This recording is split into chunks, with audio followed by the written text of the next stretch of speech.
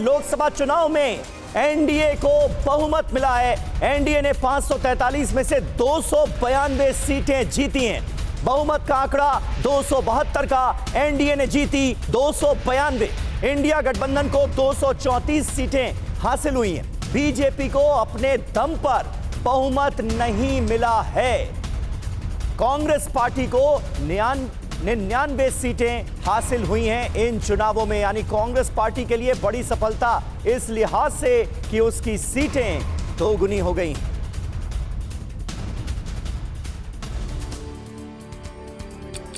ये पहली मर्तबा होगा कि पीएम मोदी को अपने दम पर नहीं बल्कि सहयोगियों के दम से सरकार चलानी पड़ेगी।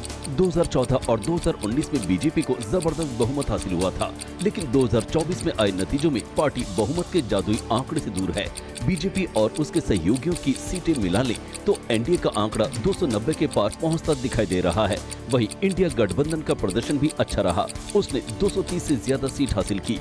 कांग्रेस को 2019 में सिर्फ 52 सीट मिली थी, इस बार लगभग 100 सीट मिलने का अनुमान है। और दिल्ली में आज एनडीए सहयोगियों की बैठक है। बीजेपी ने अपने सभी सहयोगियों को दिल्ली बुलाया। बिहार में डिप्टी सीएम सम्राट चौधरी ने नीतीश को बैठक का न्योता दिया।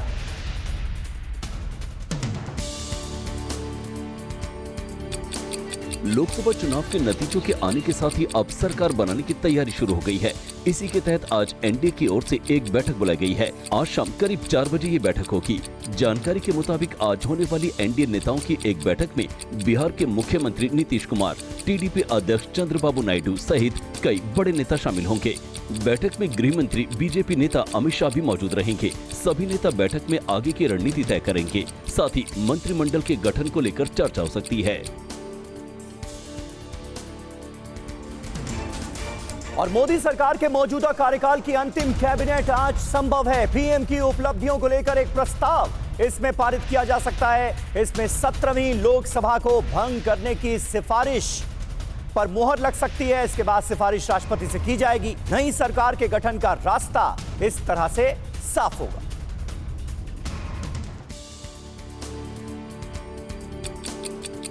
मोदी सरकार के मौजूदा कार्यकाल की अंतिम कैबिनेट बैठक आज सुबह 11:30 बजे हो सकती है। इस बैठक में पीएम मोदी के कार्यकाल की उपलब्धियों को लेकर एक प्रस्ताव पारित हो सकता है।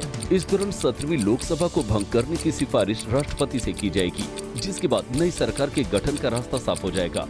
बीजेपी के बहुमत के आंकड़े को पार नहीं कर पाने की स्थिति में अब गठबंधन के भरोसे सरकार चलानी होगी।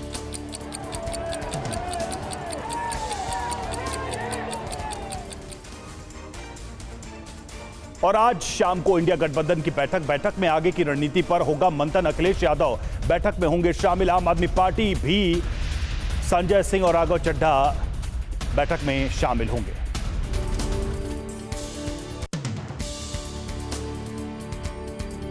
लोकसभा चुनाव में जबरदस्त प्रदर्शन के बाद इंडिया गठबंधन आज शाम को बड़ी बैठक करने जा रहा है। इंडिया अलायंस पार्टी के नेताओं की आज शाम 6 बजे कांग्रेस अध्यक्ष मल्लिकार्जुन के घर बैठक होगी। इस बैठक में आगे की रणनीति पर चर्चा की जाएगी। इंडिया गठबंधन की बैठक में समाजवादी पार्टी के राष्ट्रीय अध्यक्ष अखिलेश यादव शामिल होंगे। आम आदमी पार्टी की ओर से राज्यसभा सांसद संजय सिंह और राघव चड्ढा बैठक में शामिल होंगे। कांग्रेस ने इंडिया गठबंधन के तहत दक्षिण और उत्तर भारत के कई राज्यों में शानदार वापसी की है।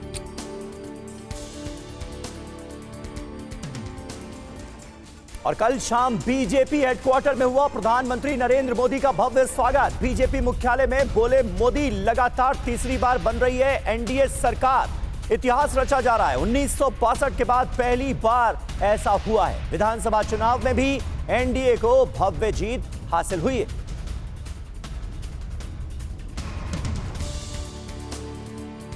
(1962) के बाद पहली बार कोई सरकार अपने 2 कार्यकाल पूरे करने के बाद तीसरी बार वापस आई है। राज्यों में जहां भी विधानसभा के चुनाव हुए, वहां पर एनडीए को भव्य विजय मिली है। और तीसरे कार्यकाल में भ्रष्टाचार पर प्रहार। पीएम मोदी ने कहा, विकास के लिए करप्शन पर प्रहार जरूरी। करप्शन के खिलाफ लड़ाई कठिन हो रही है। राजनीतिक स्वार्थ के लिए जब करप्शन का महिमा मंडन शुरू हो जाए और इसमें निर्लज्जता की सारी हदें पार हो जाए, तब करप्शन को बहुत ताकत मिल जाती है। इसलिए तीसरे कार्यकाल में एनडीए सरकार का बहुत ज्यादा जोर हर तरह के करप्शन को जड़ से उखाड़ फेंकने का होगा। और लोकसभा चुनावों को लेकर परिणाम पर पीएम मोदी ने कहा कि आज की विजय दुनिया के सबसे बड़े लोकतंत्र की जीत है। आज की ये विजय दुनिया के सबसे बड़े लोकतंत्र की जीत है। ये भारत के संविधान पर अटूट निष्ठा की जीत है। ये विकसित भारत के प्रण की जीत है। और प्रधानमंत्री मोदी वाराणसी से लगातार तीसरी बार चुनाव जीत गए हैं, लेकिन इस बार उनके जीत का अंतर पहले से कम हो गया है। वाराणसी लोकसभा सीट पर पीएम मोदी की जीत के अंतर में बड़ा बदलाव दिखाई दिया। 2019 में प्रधानमंत्री मोदी 4,71,000 के बड़े मार्जिन से जीते थे, लेकिन इस बार जीत का अंतर काफी कम रहा। शुरुआती चरण में तो मतों की गिनती के दौरान कांग्रेस उम्मीदवार अजय राय थोड़ी देर तक आगे दिखाई दिए। हालांकि अंतिम परिणाम में पीएम मोदी ने अजय राय को 1,52,000 वोटों से हराया। पीएम मोदी को कुल 6,14,000 वोट मिले, वहीं अजय राय को 4,60,000 वोट मिले।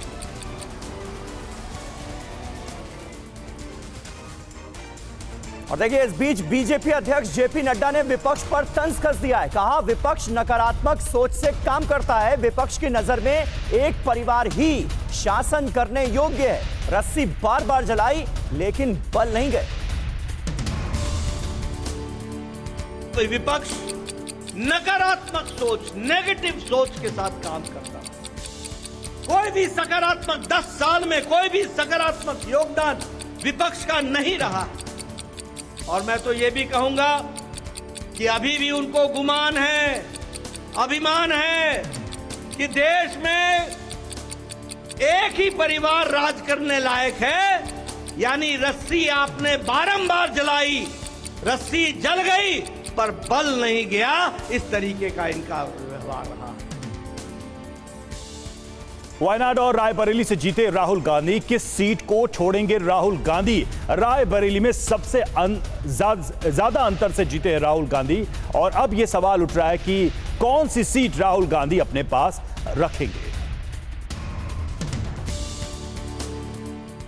मुझसे पूछा जा रहा है कि मैं वायनाड का एमपी रहूंगा या रायबरेली का। मैं तो दोनों का रहना चाहता हूं। राहुल गांधी रायबरेली और वायनाड दोनों जगह से जबरदस्त मार्जिन से चुनाव जीते हैं। रायबरेली से 3,90,000 और वायनाड से उनकी जीत का मार्जिन 3,60,000 रहा। वायनाड और रायबरेली दोनों जगह से उनका इमोशनल रिश्ता है। समझा जा रहा है कि यूपी में कांग्रेस के रिवाइवल को देखते हुए वो रायबरेली को रिटेन कर सकते हैं और प्रियंका को वायनाड से चुनाव लड़वाया जा सकता है। तो कांग्रेस पार्टी में एक नया जोश नजर आ रहा है। चुनाव नतीजों के बाद राहुल गांधी ने कहा कि देश पीएम मोदी को अब नहीं चाहता है। इस चुनाव में जनता का संदेश यही है। देश ने नरेंद्र मोदी जी को साफ कह दिया है कि हम आपको नहीं चाहते हैं। And this is the main thing that this election has said. The country has unanimously and clearly stated we do not want Mr. Narendra Modi and Mr. Amit Shah to be involved in the running of this country. We do not like the way they have run this country. We do not appreciate the way they have attacked the constitution. We do not appreciate the way they have run this country for the last 10 years. So that is a huge message to Mr. Narendra Modi. और अमेठी में केंद्रीय मंत्री स्मृति ईरानी की करारी हार। किशोरी लाल शर्मा ने 1,66,000 vote से हराया। हार हो या जीत, लोगों की सेवा करती रहूंगी, ये स्मृति ईरानी ने नतीजों के बाद कहा। यूपी में बीजेपी के कई दिग्गज चुनाव हार गए। इसमें सबसे बड़ा नाम है केंद्रीय मंत्री स्मृति ईरानी का। स्मृति ने 2019 में राहुल गांधी को अमेठी में मात देकर इतिहास रचा था, लेकिन इस बार वो उस प्रदर्शन को नहीं दोहरा पाई और गांधी परिवार के करीबी किशोरी लाल शर्मा से 1,66,000 वोट से हार गयी। अमेठी के इतिहास में ऐसा तीसरी बार हुआ है जब गांधी परिवार के बाहर किसी शख्स ने अमेठी से चुनाव जीता है। इसके पहले विद्याधर वाजपेयी और कैप्टन सतीश शर्मा ने जीत दर्ज की थी।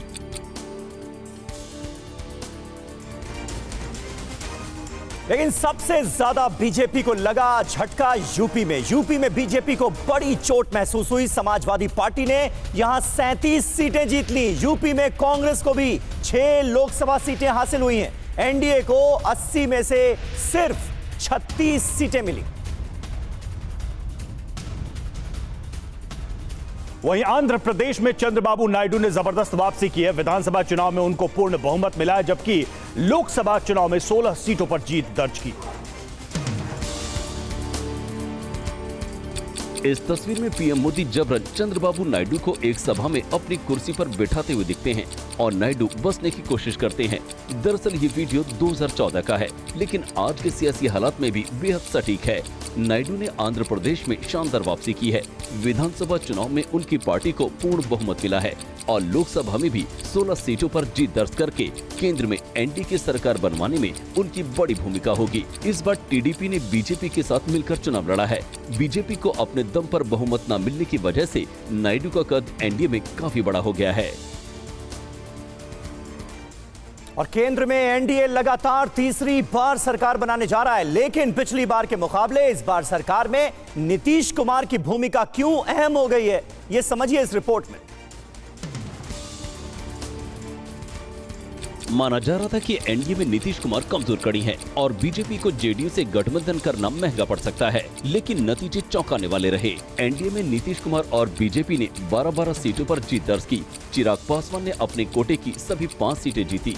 एनडीए ने बिहार की 40 में से 30 सीटों पर कब्जा जमाया, जबकि इंडिया गठबंधन को 9 और 1 सीट निर्दलीय के खाते में गई। हालांकि पिछली बार एनडीए के खाते में 39 सीटें गई थी, लेकिन नीतीश कुमार अब केंद्र में बनने वाली सरकार के खेवनहार माने जा रहे हैं।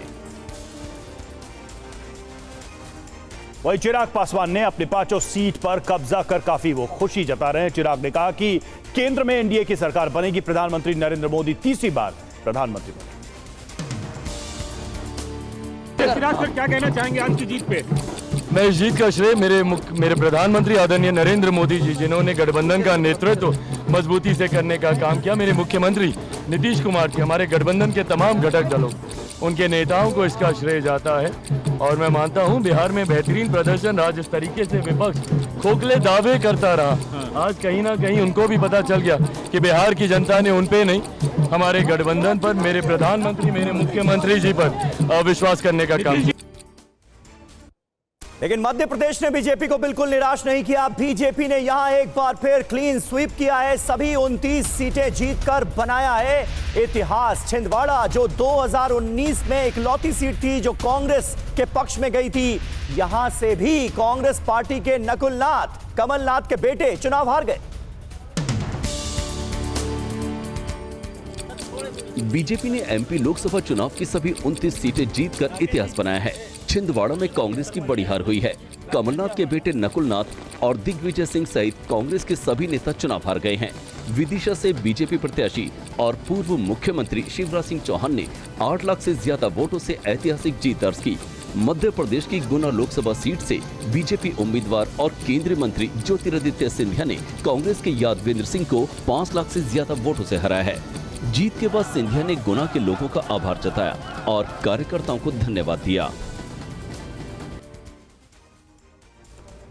और इस चुनाव में बीजेपी के लिए ओडिशा से सबसे बड़ी सक्सेस स्टोरी रही। बीजेपी ने लोकसभा और विधानसभा में नवीन पटनायक का किला ध्वस्त कर दिया। ये तस्वीर चुनाव के दौरान खूब वायरल हुई थी। बीजेपी ने इस तस्वीर को लेकर बड़ा मुद्दा बनाया और कहा कि नवीन पटनायक का स्वास्थ्य ठीक नहीं है तो राज्य कैसे संभालेंगे। इसके अलावा भी कई मुद्दों पर बीजेडी सरकार को घेरा और जब नतीजे आए तो उड़ीसा में नवीन पटनायक की 24 साल की बादशाहत ध्वस्त हो गई। लोकसभा में 21 सीट में से 19 सीट पर बीजेपी ने कब्जा कर लिया। वहीं विधानसभा चुनाव में बीजेपी को पूर्ण बहुमत मिलता दिखाई दे रहा है। इस जीत पर राज्य में बीजेपी ने जमकर जश्न मनाया। और टीएमसी प्रमुख ममता बनर्जी ने बीजेपी पर तंज किया है। मोदी जी ने बहुत सारी पार्टियों को तोड़ा, जनता ने उनका मोराल तोड़ दिया।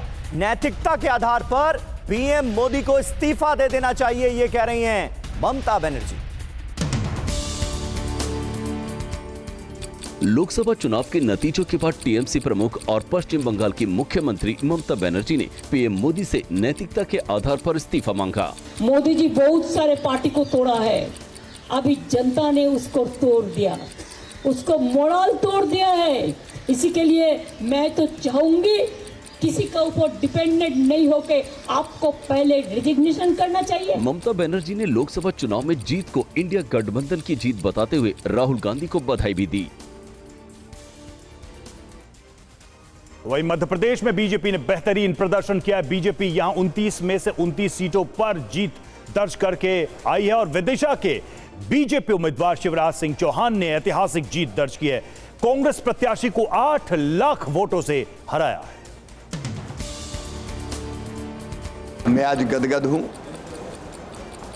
और किन शब्दों में आभार प्रकट करूं जनता का और उन मोदी जी के प्रति विश्वास का प्रकटीकरण आज हो रहा है। 29 सीटों के रूप में तीसरी बार लगातार सरकार बनाना ये अपने आप में एक चमत्कार है जो मोदी जी के नेतृत्व में ही संभव है। प्रधानमंत्री जी के नेतृत्व में विकसित भारत का निर्माण होगा और भौतिकता की अग्नि में दग्ध विश्व मानवता को भारत शांति के पथ का दिग्दर्शन कराएगा। और उत्तर प्रदेश, जहां से इंडिया गठबंधन के लिए बड़ी खुशखबरी आई, उस यूपी को प्रियंका गांधी ने कहा है धन्यवाद। यूपी की जनता ने अपना विवेक दिखाया, मुझे अपने यूपी पर सबसे ज्यादा गर्व है, यह कहा है प्रियंका गांधी ने। पूरे लोकसभा चुनाव के दौरान राहुल गांधी के पीछे उनकी बहन और कांग्रेस महासचिव प्रियंका गांधी वाड्रा कदम से कदम मिलाकर चलती नजर आई। यूपी में विपक्षी गठबंधन इंडिया के शानदार प्रदर्शन पर प्रियंका ने खुशी जाहिर की।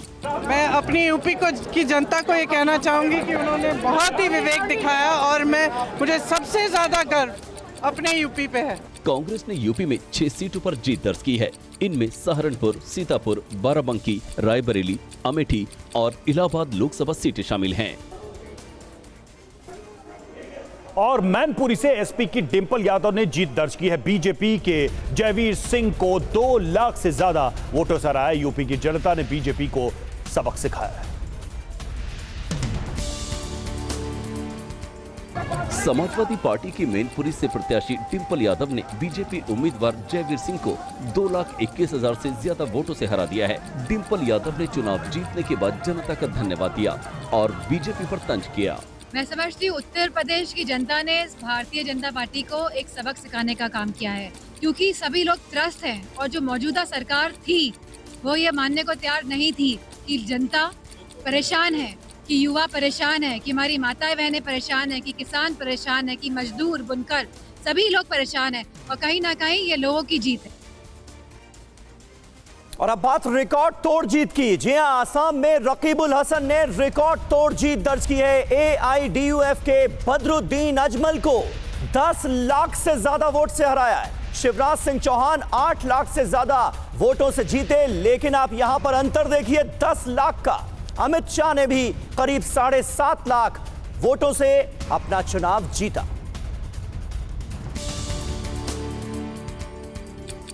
असम की धुबरी सीट पर कांग्रेस नेता रकीबुल हुसैन ने एआईडीयूएफ प्रमुख बदरुद्दीन अजमल को 10 लाख से ज्यादा मतों से हराकर रिकॉर्ड बनाया है। रकीबुल हुसैन ने 14,71,885 वोट हासिल कर बदरुद्दीन अजमल को 10,12,476 मतों से मात दी।